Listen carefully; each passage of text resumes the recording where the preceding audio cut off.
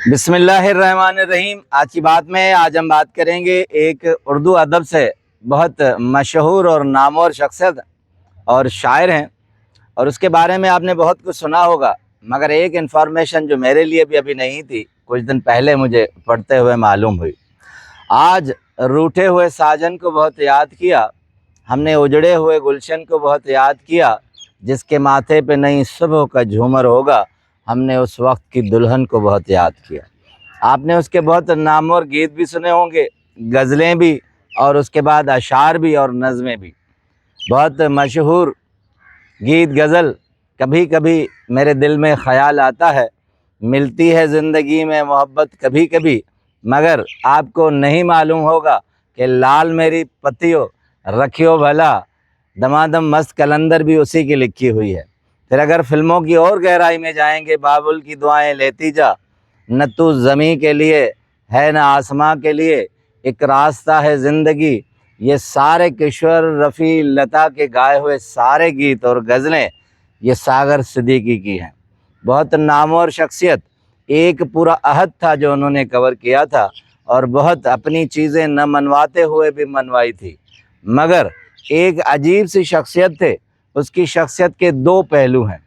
کہتے ہیں کہ بڑے خوش پوشاک تھے اور پہناوے میں بہت اپنا احتیاط کرتے تھے، اور ان کی خوش پوشاکی بہت مشہور تھی۔ صرف 16 سال کی عمر میں انہوں نے مشاعروں میں جانا شروع کیا۔ کہیں آتا ہے کہ 14 سال کی عمر میں مشاعروں کو لوٹ لیتے تھے۔ اختر حسین کے نام سے انہوں نے شاعری کی تھی، ان کا اصل نام اختر حسین تھا، پھر حجازی انہوں نے اختیار کیا، پھر انہوں نے ساگر اپنا نام رکھا، اور ساگر صدیقی کے نام سے انڈو پاک میں بہت بڑا نام کمایا۔ عمر بہت کم پائی۔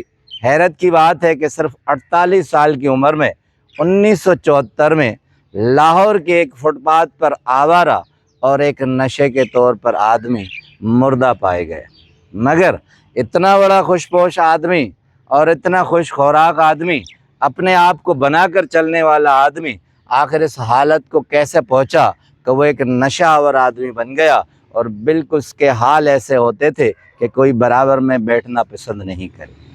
ایک دوسری کہانی اس سے اپنی محبت کی وابستہ کی جاتی ہے، مگر اس کے برباد حالوں میں جو اصل حقیقت ہے وہ یہ ہے جو میں آپ سے شیئر کرنا چاہوں گا۔ وہ جو مشاعروں میں جاتا تھا، مشاعرے لوٹتا تھا، محفلوں میں بیٹھتا تھا، دوستوں کے ساتھ گھومتا تھا، تو ایک شخص نے اسے کہہ دیا کہ ساگر، تم جو اتنے بڑے آدمی بن کر گھومتے ہو، اپنے آپ کو سمجھتے ہو، تمہیں معلوم ہے جو تمہارا باپ ہے وہ تمہارا باپ نہیں ہے۔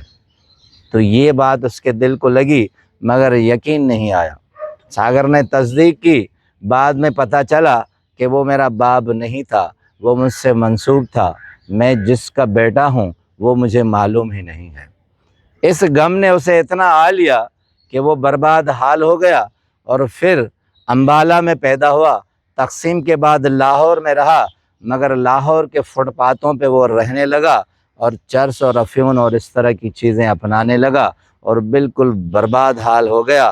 بال بکھرے ہوتے تھے، کپڑے میلے ہوتے تھے، مگر اس کی شاعری کہتے ہیں اتنی دم آور ہوتی تھی کہ وہ مختلف پیپرز پر لکھتا تھا، سگریٹ کے ڈبوں پر لکھتا تھا، تو وہ جا کر ایوانوں تک پہنچ جاتی تھی۔ ایک مرتبہ فٹ پاتھ پر بیٹھے ہوئے تھے، اور انہوں کے ایسے ہی آواز سے جو دو چار اور بھی اس کے اس طرح کے نشہ آور لوگ بیٹھے تھے، تو ان کے دل سے نکل گیا۔ وہ صبح جب اٹھے تو ان کے پاس ایک میلا کوٹ ہی ہوتا تھا، اور میلے کپڑوں کے اوپر وہ پہنتا تھا۔ صبح اٹھے تو وہ بھی کوئی چرا کر لے گیا۔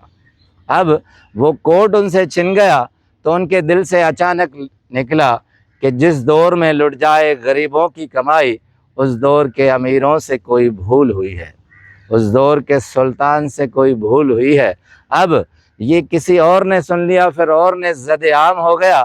یہ جا کر ایوب خان کا دور تھا، اس تک بات پہنچی تو اسے یہ شعر بڑا پسند آیا، اور اسے یہ بڑی تشنگی ہوئی کہ آخر یہ کون ہے جو اتنی بڑی بات کہہ دی کہ مجھ سے کوئی بھول ہوئی ہے، سلطان سے کوئی بھول ہوئی ہے۔ تو اس نے اپنے پورے انٹیلیجنس کو کہا کہ اس شاعر کو ڈھونڈو اور اسے یہاں لے آؤ کہ میں اس سے پوچھوں کہ آخر مجھ سے کیا بھول ہوئی ہے۔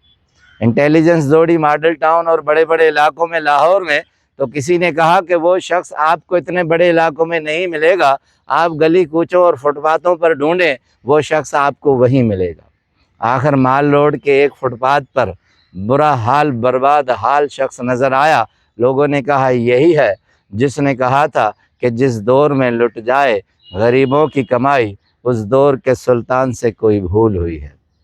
جب اس سے پوچھا گیا اور انہیں کہا کہ آپ دربار میں چلو، سلطان نے آپ کو بلایا اور بتاؤ کہ اس سے کیا بھول ہوئی ہے، تو اس نے جھٹ سے اٹھا، ایک کیبن سے ادھار پر سگریٹ لی ڈبہ اور سگریٹ نکال کر جیب میں رکھی اور اس ڈبیا پر ایک شعر لکھا اور کہا اپنے سلطان کو یہ دے کر آؤ اور اس کے بعد میں آپ کے ساتھ نہیں چلوں گا۔ وہ شعر بھی بڑا زبردست تھا کہ مجھے یاد ہے یہ قصر سلطانی بھی یہ چند کھلونوں کے عوض بہل جاتے ہیں۔ یہ شعر لکھ کر دے دیا اور وہاں نہیں گئے۔ آخرکار کہتے ہیں کہ ان کے بہت سے ایسے اشعار تھے کہ وہ لکھتے تھے اور لوگ اپنے ناموں سے وہ لے جاتے تھے۔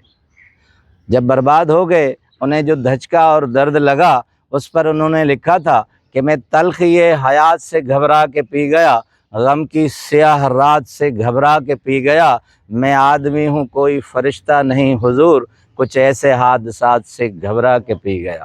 بہت شہر آفاق چیزیں، بہت نامور چیزیں ان کے ساتھ منسوب تھی۔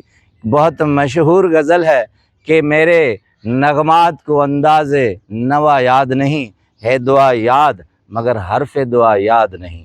میں نے پلکوں سے در یار پہ دستک دی ہے، میں وہ سائل ہوں جسے کوئی صدا یاد نہیں۔ زندگی جبر مسلسل کی طرح کاٹی ہے، میں نے کس جرم کی پائی ہے سزا یاد نہیں۔ لوگوں کا یہ خیال تھا کہ ساغر خدا سے دور ہے، عبادت نہیں کرتا، نشے میں دھت رہتا ہے، تو انہوں نے کہا آؤ کہ ایک سجدہ کریں عالم مدہوشی میں، کون کہتا ہے کہ ساغر کو خدا یاد نہیں۔ 40 سال کی عمر میں فٹ پاتھ پر مردہ پائے گئے، کوئی بھی پرسان حال نہیں تھا۔ جو عروج کے ساتھ گھومتے تھے وہ زوال کے ساتھ آئے، صرف ایک لفظ ایک غم نے اسے آ لیا تھا۔ زندگی میں ہمارے ساتھ حادثات ساتھ ساتھ چلتے ہیں، مگر کوئی ایسا حادثہ ہوتا ہے جو ہمیں پست کر دیتا ہے، گرا دیتا ہے، مگر اس کا نام ابھی تک یاد ہے۔ وہ ایک عہد ہیں، ایک دور ہیں۔ آپ کا بہت بہت شکریہ۔